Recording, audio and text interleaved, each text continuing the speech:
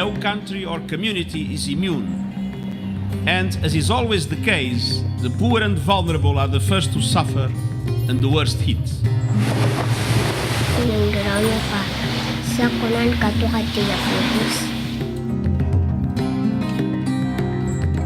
Quand une catastrophe arrive, c'est la femme qui intervient en première ligne. Disabled people are always left behind because there is no proper training. People see person with disability as vulnerable group instead of a people that has capacities.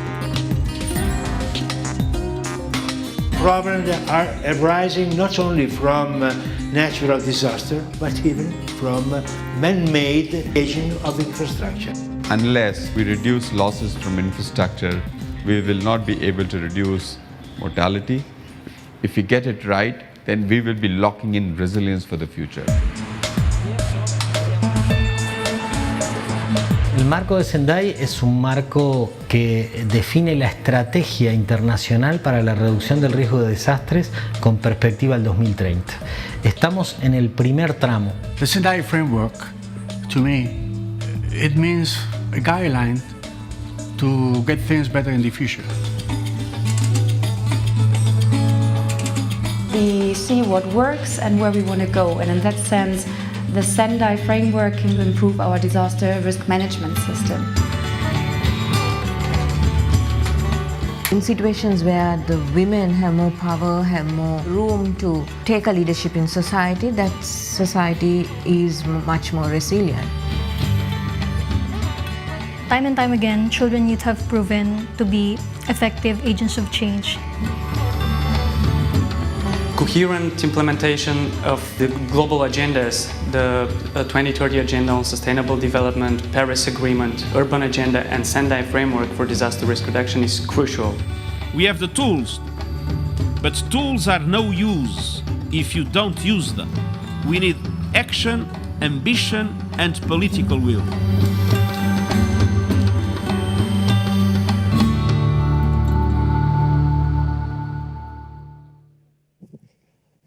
Oh, good afternoon, ladies and gentlemen. My name is Nicholas Caselli, and I am the artistic director of Theater Breaking Through Barriers, a New York City-based theater company. And we are so excited and honored to be here for the 2019 Disaster Risk Reduction Global Platform. We were told that there are 4,000 people in attendance, 4,000 people plus tens of thousands of people watching live online. So I just, on behalf of our company, we want to thank all of you for the incredibly important work that you do. You represent the 7.7 billion of us around the world. So thank you for all of this very important work that you're doing.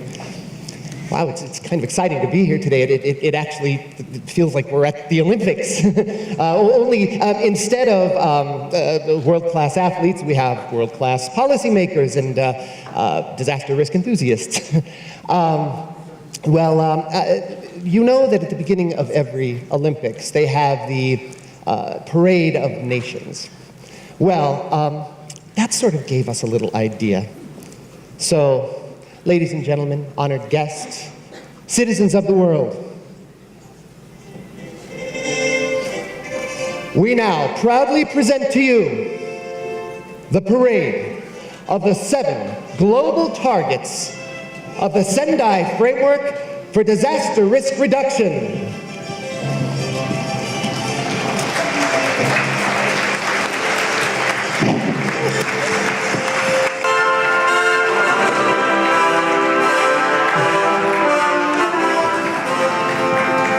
Well, there's no better place to start than at the beginning. So please, we'd like to welcome Global Target A. Global Target A works toward the reduction of disaster-related mortality in the next decade. Hello, world! I'm here to engage all of society in the work of preventing the loss of life. There's a reason I'm the alpha target. Life is the beginning. Life is the entire reason we are all here. Oh, thank you so much, Target A. Thank you. Now, ladies and gentlemen, please welcome Global Target B, presented in an understated ensemble. Target B, what's your objective? My aim is to reduce the number of people affected by disasters in the coming decade. And the key word is reduce. Oh, reduce. Oh, reduce. Well, we're all looking forward to the day that you reduce yourself to nothing. Ladies and gentlemen, now we would like to welcome Global Target C. Oh, Target C is looking strong, confident, and economically sound. What can you tell us about yourself, Target C?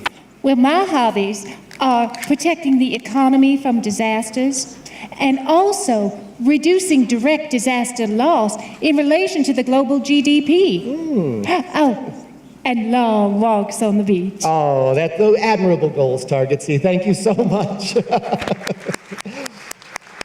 Ladies and gentlemen, next we welcome Global Target D, whose mission is to reduce disaster damage to critical infrastructure and disruption of basic services by 2030. The disruption of health and educational facilities creates some of the most long-lasting impacts on a society. By developing resilience, #2030, we can keep moving forward. Oh, thank you so much, Target D, for that enlightening perspective. Well, all right, let's welcome our next target, whose goal is to substantially increase the number of countries with national and local disaster risk reduction strategies by 2020. Ladies and gentlemen, the one, the only, Target E!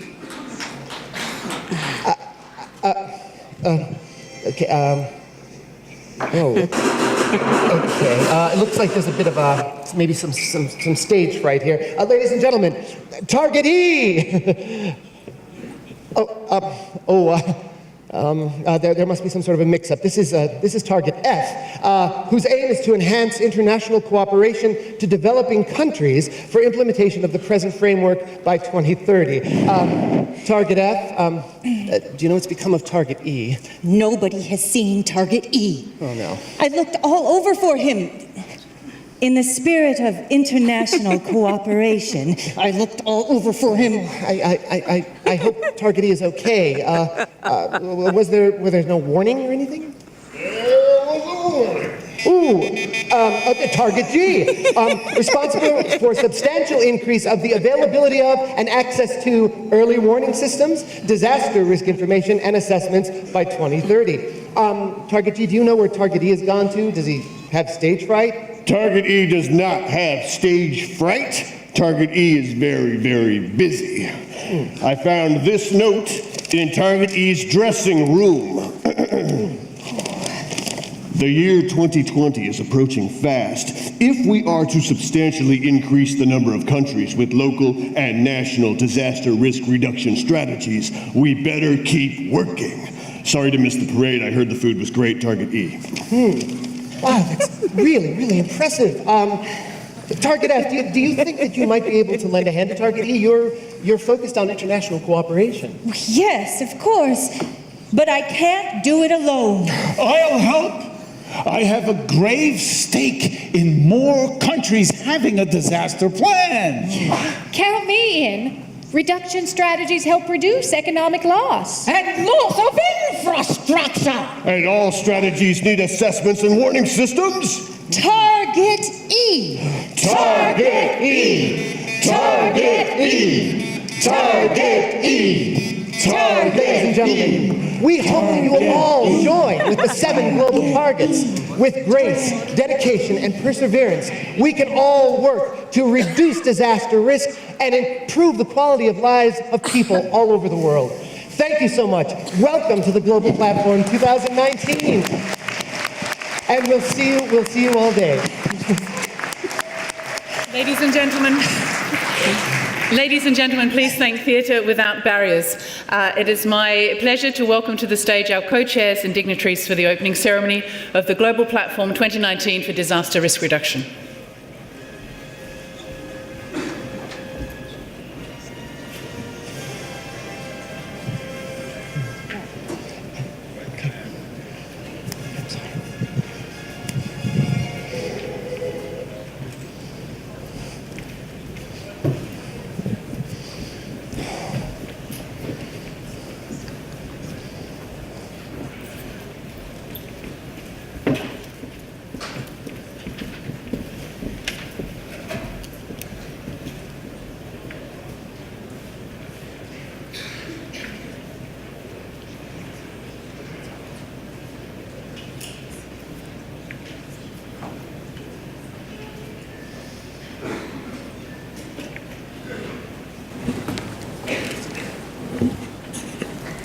The meeting is called to order. Excellencies, distinguished delegates, ladies and gentlemen, I now declare open the 6th session of the Global Platform for Disaster Risk Reduction. I would like to invite Mr. Michael Muller, Director General of the United Nations Office at Geneva, to make welcome remarks. Sir, you have the floor.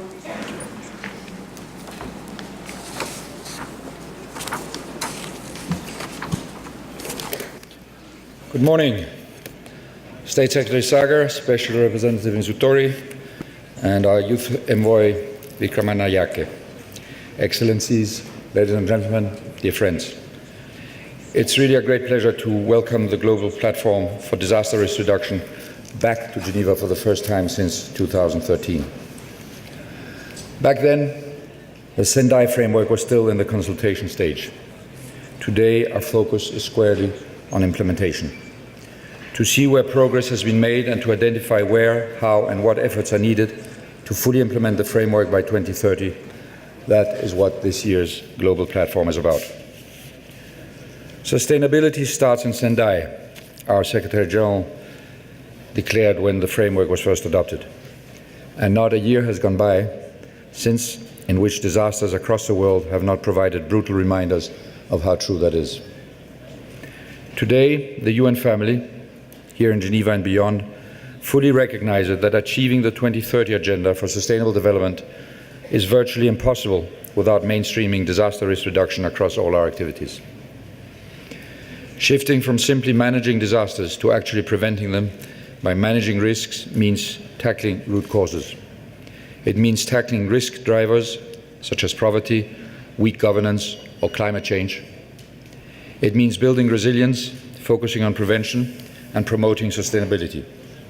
Above all, it means that everyone, wherever our place in the UN system, whatever the focus of our work, has a role to play in making Sendai a reality. And everyone, of course, includes those with the greatest stake, the young.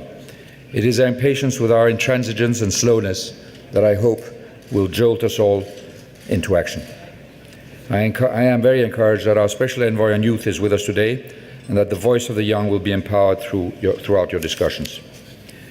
Thanks to the presence of the UN Office for Disaster Risk Reduction in Geneva for almost 20 years, this city has become closely associated with global efforts to reduce disaster losses, which makes sense because the holistic view and integrated approach that effective disaster risk reduction requires is very much in the DNA of International Geneva. In that spirit of collaboration, I was also pleased that we could host the first Science and Policy Forum in the Palais des Nations, which has been running for the last 2 days and whose findings will inform the outcome and recommendations of the Global Platform.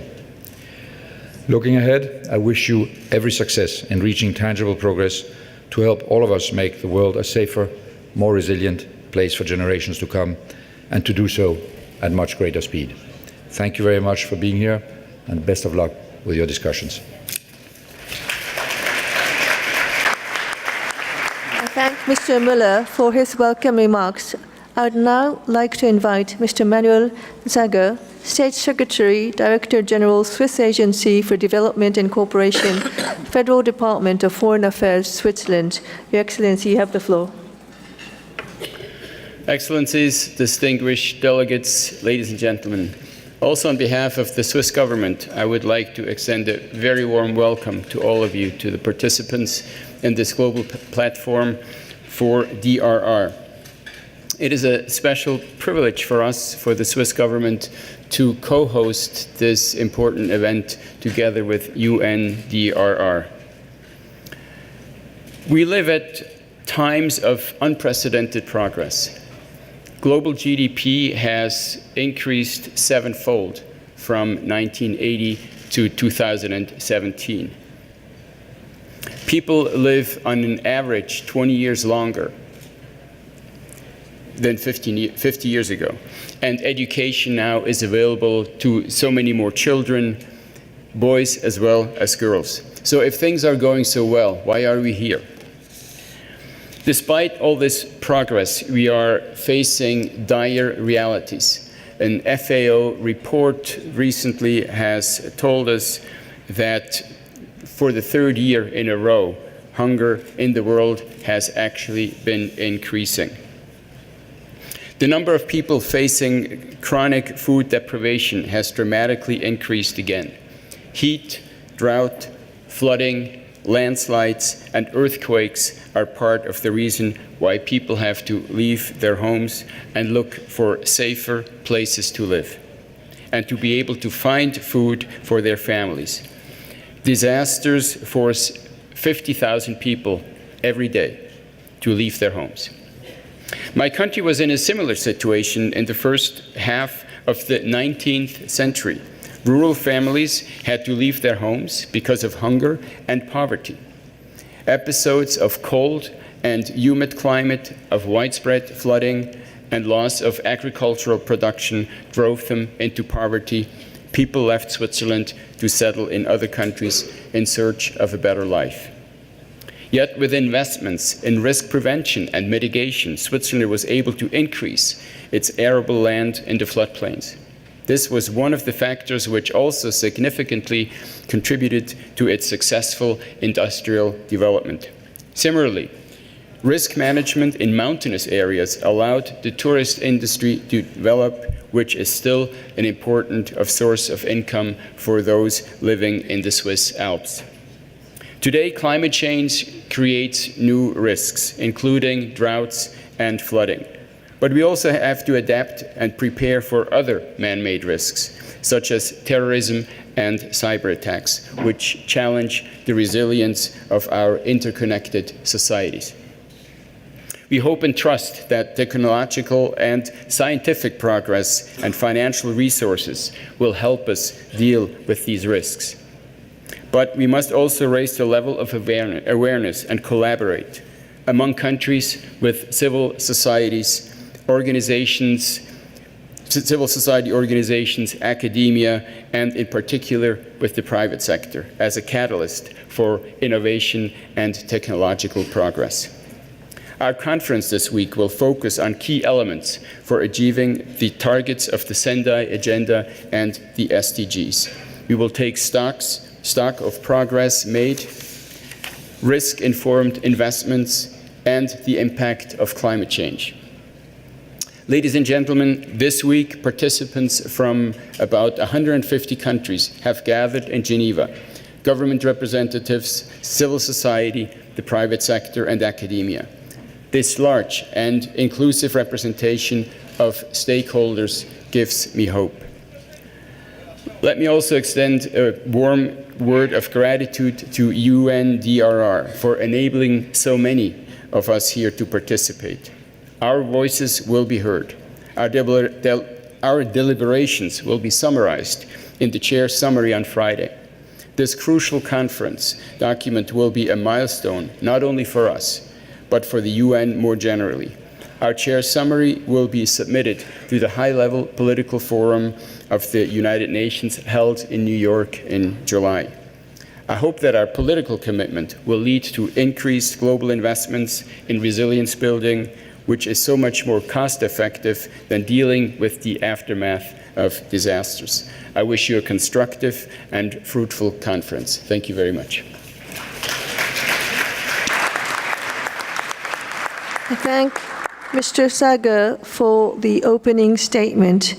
Ladies and gentlemen, we will now listen to the video message by Ms. Amina Mohammed, the United Nations Deputy Secretary General.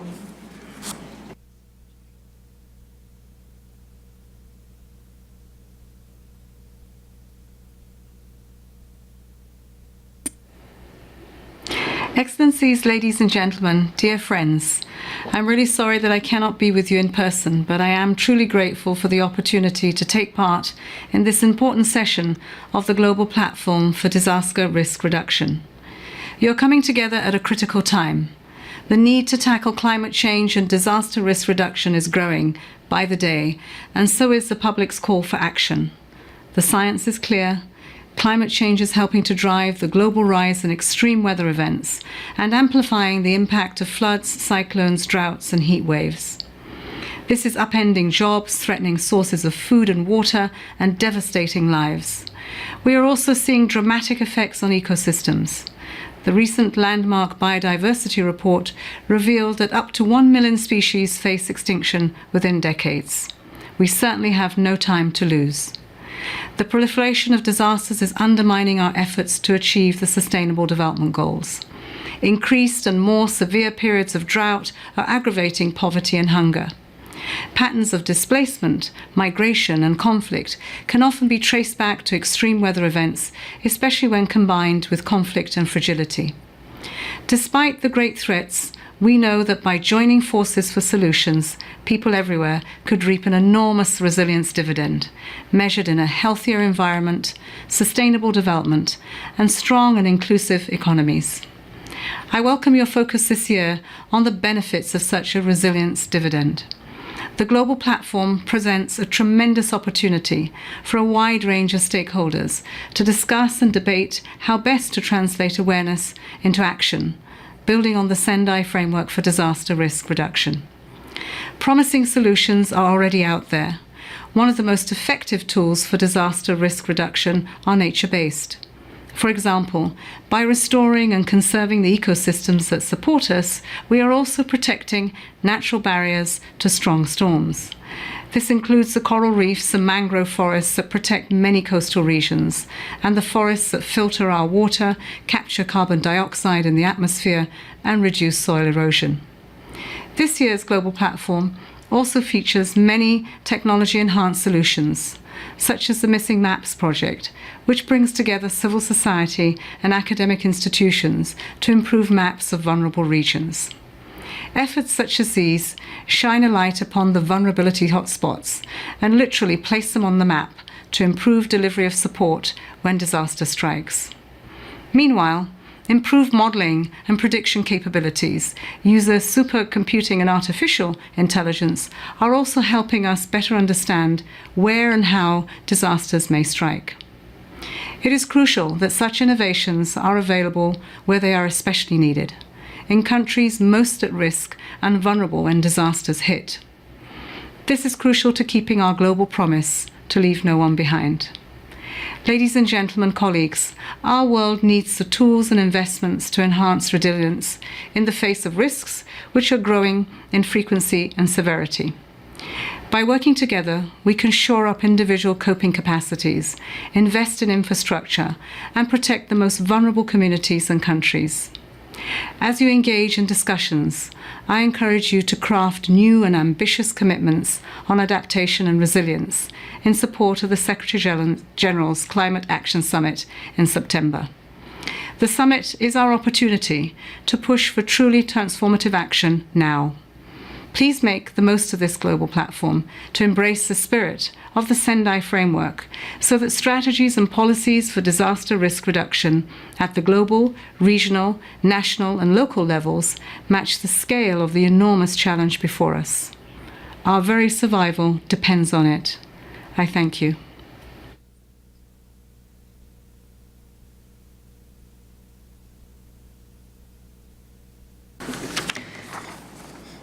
I now give the floor to Ms. Jayathma Vikramanayake, the UN Secretary-General's Special Envoy for Youth, to make her remarks.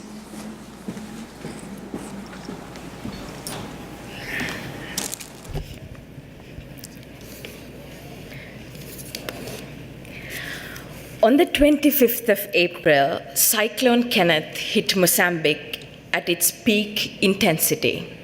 It killed more than 600 people and displaced thousands. Just 6 weeks earlier, on the 14th of March, Cyclone Idai had also hit Mozambique at its peak intensity.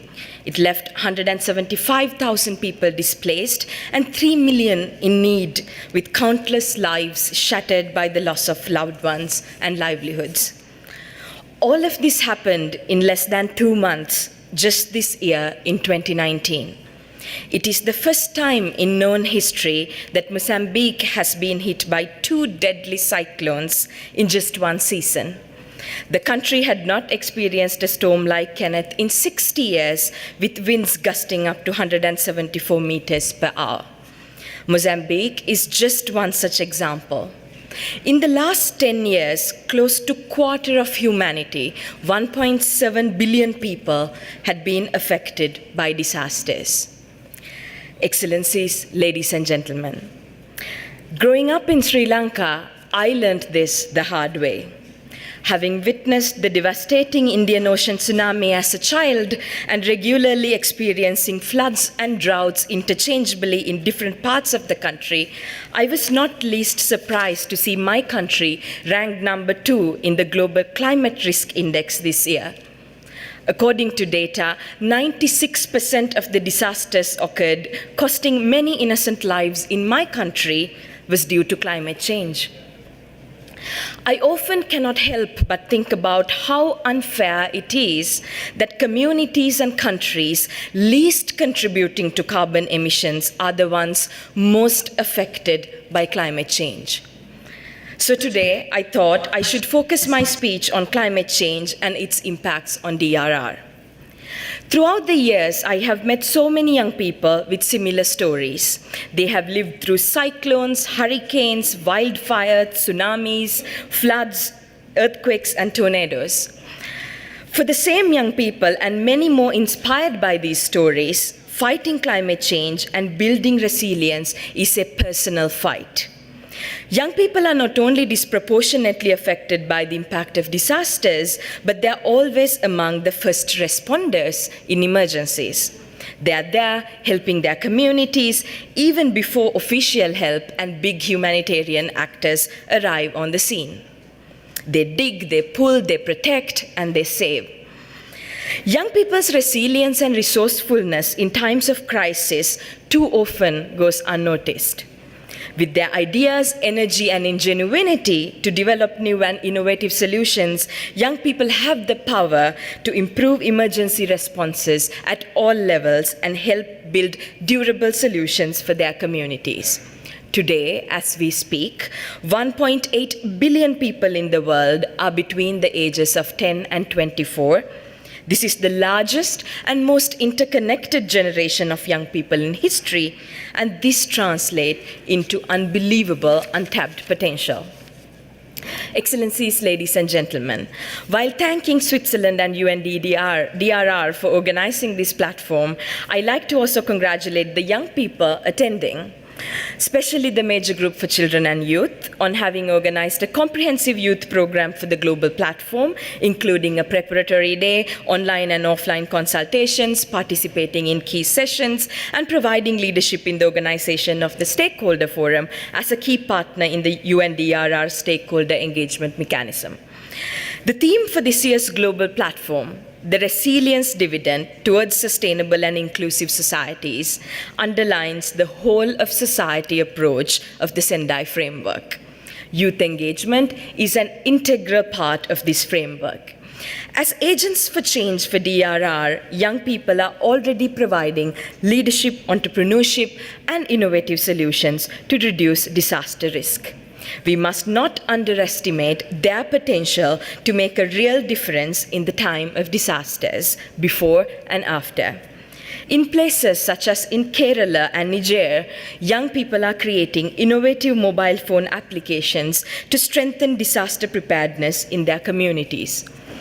A youth in school safety program by Red Cross and Red Crescent South Asia Youth Network has rolled out in 6 countries in the region, training hundreds of youth volunteers who in turn conduct many school safety sessions in their schools. Young people are resilient and are very resourceful in times of crisis. But in disaster situations, many young people also experience simultaneous and ongoing disruptions in their lives, including in their families, in their communities, in places of education, access to healthcare, and suffer from trauma related to these shocks. It is important that we understand how young people are impacted by disasters, especially during this important transitional time of their lives, to ensure that no one is left behind. We need to step up our collective efforts to ensure that we have access to disaggregated data by sex, age, and disability to know how exactly their lives are impacted. But despite the challenges, today's young people are also the very generation who can teach their communities and the wider world how to reduce the risks and impact of disasters. Young people are unmatched by any other demographic group in the society in their ability to bring about meaningful and transformational intergenerational change in social behavior and attitudes. 2019 is a critical year for our planet and for our people. Last year, the Secretary General of the United Nations sounded an alarm that climate change is moving faster than we are, and its speed has provoked a sonic boom of SOS across the world. Considering the growing influence of climate change, which is increasingly exacerbating disasters, one conclusion is clear. The achievement of the Sustainable Development Goals will remain elusive or significantly delayed as long as disaster risks are left unchecked. Climate change is already disrupting the environment of our planet, but not least the future of young people. There is still time to tackle climate change, but it will require an unprecedented effort from all sectors of society.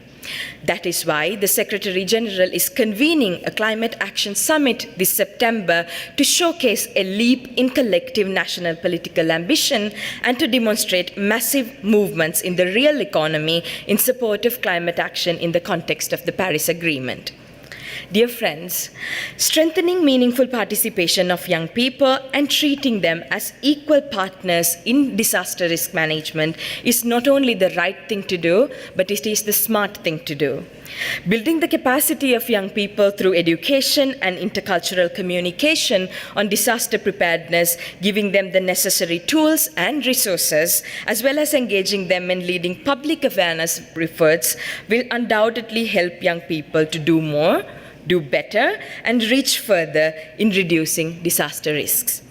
I join my voice with that of other young people to call governments, to call all of you, to broaden the active participation of young people to ensure their meaningful engagement in the implementation of the Sendai framework and the Paris Agreement. Our world is desperately looking for leadership on this issue, and young people are not waiting for political leaders to step up. Millions of young people marched in the world's capitals on the 15th of March this year, and millions more continue to bring innovative solutions to build resilience in their communities. Let us not leave here without ambition. We are running out of time, and young people are becoming impatient. They are resisting, they are protesting, they are mobilizing. We need to listen to them. Young people are calling world leaders for action. Let us not let their call become a missed call. Thank you very much.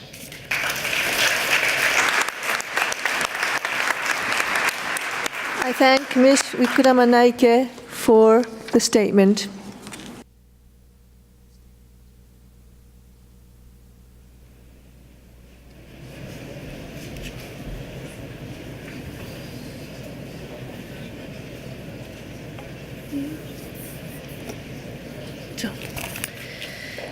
As we conclude this opening ceremony, I would like to extend our thanks and appreciation to the government of Switzerland and the city of Geneva for hosting us once more in these surroundings so familiar to many of you who have attended previous global platforms. Indeed, a lot has happened since the global platform last took place in Geneva in 2013. At that point, we were in the middle of a 3-year consultation process on the text of the Sendai Framework for Disaster Risk Reduction, which was adopted 4 years ago in Sendai, Japan.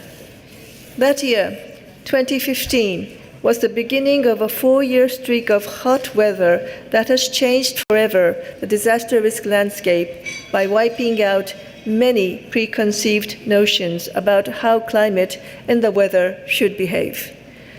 Anomalous events are on the rise. Wildfires in the Arctic Circle, a record-breaking Atlantic hurricane season, cyclones hitting Mozambique, more frequent droughts and heat waves around the globe, and rising sea levels continue to threaten the survival of countries' old ways of life especially on small islands where resilience is now a matter of survival.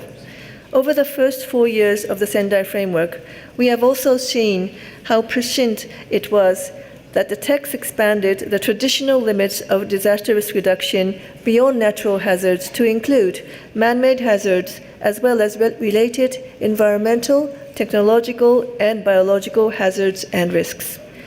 This complex nexus and the systemic nature of disaster risk is dealt with in some detail in the Global Assessment Report on Disaster Risk Reduction, which will be launched shortly in this room. Science cannot be more clear. The world needs to transform, and it must transform now. Critically, we must not despair. It is easy to be overwhelmed by so much bad news, but we must truly believe that crisis need not defeat us. Instead, we should see it as an opportunity to transform. We are at a pivotal moment on the journey towards building nations and communities resilient to disasters. And there has been no greater opportunity than now to address the interconnectedness of our world's crisis state through the interdependency of the world's multilateral system. I am enormously comforted and compelled by this year's global platform. We have assembled more than 4,000 concerned and committed individuals from governments, from the fields of science, public policy and academia, from civil society and international organizations, from media to concerned citizens to debate, discuss, and take clear actions for reducing disaster risk and building resilience. We are gathered around the Sendai Framework for Disaster Risk Reduction, the global blueprint for addressing risk agreed to in 2015 by all member states. I believe that we will see and hear at the global platform over the next 3 days is that when we act collectively, no problem is insurmountable. We are making progress on many fronts. Indicators are in place for measuring progress on achieving the Sendai Framework's 7 targets. More national disaster loss databases are being established. We have launched the Sendai Framework Monitor to facilitate reporting against the 7 targets. At the same time, we have put into place a stakeholder engagement mechanism which ensures that the voices of civil society are heard loud and clear from many sectors, including women, youth, science, and the private sector. Many of you here in this audience today represent those groups, and you are here to ensure that we move from commitment to action, from words to deeds. A lot has already been achieved in the preparatory days, and we look forward to hearing more during the next 3 days about the recommendations from the Science and Policy Forum, the 4th World Reconstruction Conference, the 2nd Multi-Hazard Early Warning Conference, and the Stakeholder Forum. We have a very rich and purposeful agenda ahead of us before we hear the Chair's summary and recommendations presented in this same room on Friday. It is my honor to join you at this global platform. Thank you.